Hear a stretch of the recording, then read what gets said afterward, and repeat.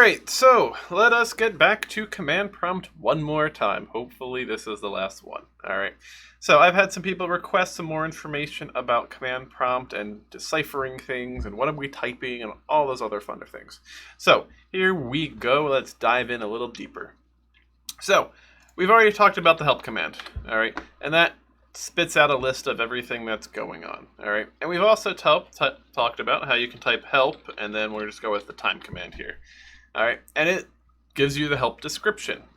You can also, on a lot of commands, type the command and then /? And you notice it spits out the exact same thing. So help or that / is a great place to go if you need more help with whatever the topic is that you are looking for at that point in time. Alright. Now, the one thing we need to look at is, in this case, so we can see how we have square bracket /t, pipe, time, square bracket, all right? And what this is basically telling us is, down here it says the /t switch, which tells the command to just output the current time. So we normally type time, it says the current time is blah, blah, blah, and if it asks if you want to enter a new time. If you just hit enter, it's just going to keep the current time, which is fine. However, if we do time /t and hit enter, notice it just outputs the actual time there. All right, so nice little benefit there. Same thing if we do date. All right, it tells us the date. And again, if I do date /? it tells us if we do date /t, it will output the date. All right, so same kind of idea going on there. And this is still barely in 10.1. All right. So now it says you can do /t, pipe, or date, which normally the pipe command, that vertical line, is telling you an or. So you can either do one or the other. All right. So in this case, we can see it's Thursday 10.1 right now. If I go ahead and do date and hit enter, it's going to ask me what the new date is, and it gives me the format. Make sure you follow that. So let's just go with 02- I don't know, 13/1999. Why not? All right. Oh no! A required privilege is not held by the client. So that is basically saying you're not running in admin mode. All right. So you have to make sure you're running command prompt in administrator mode. Now, yes, we've talked about how that can be a little bit dangerous because you can do things that you might necessarily not want to do. All right. But sometimes this is a necessity, especially for this class. So sometimes we just got to suck it up. Remember, you can get there by right-clicking on the Start menu and saying Command Prompt Admin if you have already set up to have Command Prompt in here instead of PowerShell. If you have not, you can type out CMD, and then you can right-click on it and say Run as Administrator, and that gets you the same thing. You will notice the slight difference in the command prompt. Let me go ahead and this one and do a clear screen for us so we can see the slight difference here. All right, and the real difference, hold on, where's my epic pen? The real difference that you guys will be seeing is right here. All right, so you can see the one is in C:/user/Greg Betts, and the other one is C:/Windows/System32. That tells you whether you're in administration as an administrator command prompt or a normal. You also can see it in the title bar of the program. Now this one says select administrator command prompt. So there's two different ways that you can tell based on where the command prompt starts that you are dealing with. Now you can start a command prompt specifically from whatever folder it is that you are in. So you could start one from the C drive or the E drive or whatever it is if you do the right commands. We're not going into that one right now. But if you just start from the scratch, it's going to traditionally take you to your home directory. Well, if you're a user, you have a home directory in the users folder. If you're an administrator, because you've run it as administrator, you don't have a home directory, or System32 would qualify as your home directory. Is probably a more accurate way to put that. So something to think about. So anyway, we just did date, and you also can just, since it did say pipe date, you could also just type out a date here. So I'm going to do 05-05-1999 this time. 1919. Oh man, can't accept that date entered. Oh, I gave it too many details. 1919. It only wants two things for the year instead of 4. So now if I go ahead and type the date/t in, you'll see that according to my computer, it is Sunday, 5/5/2019. All right. So we can go ahead and take it back to where we are right now. If I do date again, you can see we're back to our current date and time. So if you were changing your date in one of our assignments, make sure you put it back to the correct date. Make sure you don't have it like 1 day early or 1 day late. All right. Ideally, your clock is syncing, has an auto sync setup. Not your clock, your computer is set to auto sync the date and time. So it will fix that problem for you if something like that were to occur. All right. So let me go ahead and just make this bigger. Now, this had one simple option. All right. And that's all we had. We had that one option for changing things. There we go. Now, if we go to a more in-depth command, so if we go to the ping and we do the whole \, you can see under usage, it gives us a whole bunch of different options, or I believe it's called switches is what they go by, or parameters, all right? A whole bunch of different options for things. So here it says -t, -a, -n, space count, -l size, you know, so lots of different things. And down here it does actually tell you those options of what they all mean. All right. So here you can see -t is ping the specific host until stopped. All right. So Control C is how we would stop it in that case. So we could do resolve addresses to host names, number of echoes to send, all sorts of different types of things. So those parameters are a great way. So let's just go ahead and let's make it ping Google servers. All right, and you can either do www.google.com. So let's just go ahead and type that one in right away, www.google.com. All right, and you can see, here we go, we're pinging it. And by default, Windows sticks to 4 pings. All right. However, based on the information up here, go ahead, take a quick second and try to ping it 10 times. All right. And if you don't want to use www.google.com, you can also do 8.8.8.8. So 8 period, 8 period, 8 period, 8 period. So go ahead, take a second, pause this video, and we'll have the answer in a second. All right. Time's up. Hopefully you actually paused it and took your chance and not just said, well, he'll show me in a second. So we can do ping.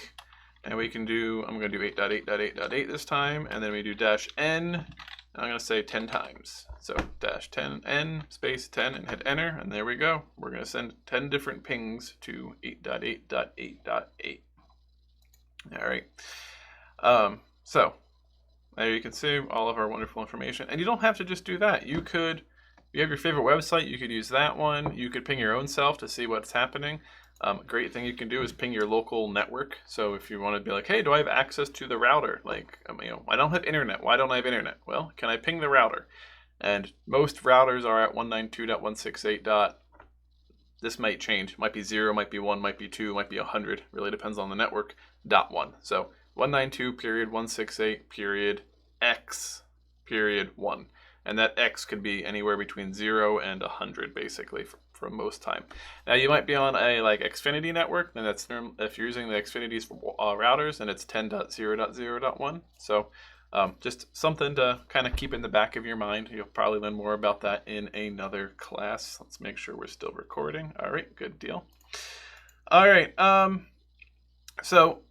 if you want to change directories, so notice right now we're in our C directory, so not C directory, C drive, C : Windows System 32. If I want to go to my E drive, I can just do E:, and that jumps me there. Now, yeah, you don't have to do CD. We're not changing directories, we're changing drives. So by just typing a new drive in E:, it goes to that location. All right. Now, if I go back to my C drive, C:, where is it going to take me? Is it going to take me just to the base of the C drive, that root directory? Or is it going to take me somewhere else? Back to my home directory, something else? Again, take your guesses. All right, let's move on. Boom, takes me back to where I was. Very important fact there, all right? Windows is trying to be smart here. It assumes, hey, he probably wants to be in this location. So something to think about. We have talked in a previous video about the dir command, all right? All right, and it lists your contents of your directory, that whatever directory you're in. So we're in System 32 right now, which has a lot. You can do dir E:, and it will list the directory of that location. All right, and again, if we do dir, it will spit out the information. So notice it says dir, drive, path, file name, you know, all sorts of attributes or other options, parameters that you could use. And again, they're explaining them down here. So You can do a lot of interesting information with this. So if you did dir, oh, there we go. Let's go ahead and change to a different directory. Let's just go to the C drive. All right, to go to a root drive, you just do cd/, and that will take you to that root location. So that's also a very useful thing to be able to jump to there. So if we do a dir here, you can see our much fewer. All right. So we have some different options. So we have dir/w. Let's go with that one. That might be an interesting one. And notice it goes to, in this case, 4 columns. All right. Now that might change depending on how wide your screen is. All right, let's just do that again and see what happens. There we go. Now we only have 2. So if you have a skinnier terminal or command line, it's only going to show you 2. Where if you have a much wider one, it might show you 5 or 6. All right. I am zoomed in on my screen right now, so we're only, I probably could get 4 or 5 wide if I needed to. Not sure if it would go that wide, but it doesn't really matter. You could do, so let's just do dir again. And then if you do dir/o-d, what do we see? What's the difference? Which is interesting. It's not what I expected. All right, so O-D. All right, if we look at this, it's displaying the orders in, reverses the order. So not quite a perfect reversal. Probably if I do dir/os, it might make a bit of a difference. But anyway, O-G, let's just look at those again. So the O command lists files in sorted order, and then the D command is by date oldest first. There we go. So instead of newest first, it's oldest first. So again, something interesting. So we actually have a command /O, if we look up here, and it says sort order. So we give it more information. So something to think about. Copy, we can copy files. So you can just do copy and then the file name, and then again, the location where you want to put it to. So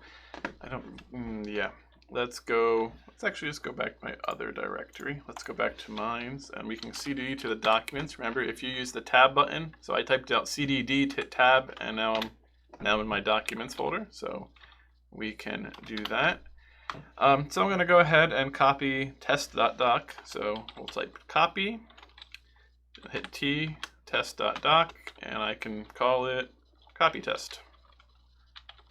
.docx. Make sure you put the file extension on there, otherwise it's not going to be happy. So if I do a dir now, you will see. Oh, we got to go back to the top because this was copy test. So where is it? There we go, copy test. Should have made it test copy, so they put them right by each other. But anyway, so copy command, very easy. And again, if you do copy information, it spits it all out for you. So copy/D, and then notice it says the destination at the very end, /A or /B. So if it's a text file or binary, destination file to be created, decrypted. So it gives you a lot of information. There is a website which I did just post up onto D2L in the resources section.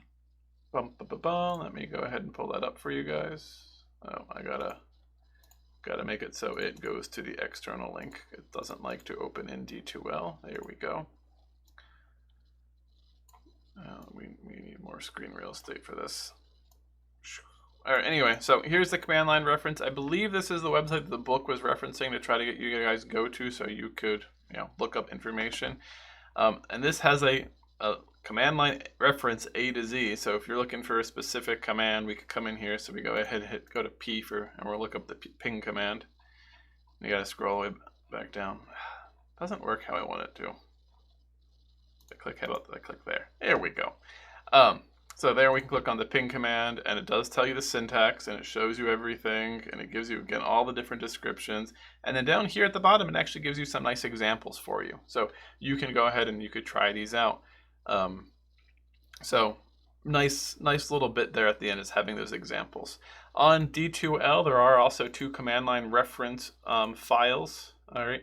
There are command line notes number 1 and number 2. I highly suggest that you guys look through those when you're doing your assignment this week. That will probably help you out. All right, if you have any questions, please let me know. Hopefully this little quick walkthrough of how the syntax is handled helps you out. Have a good one.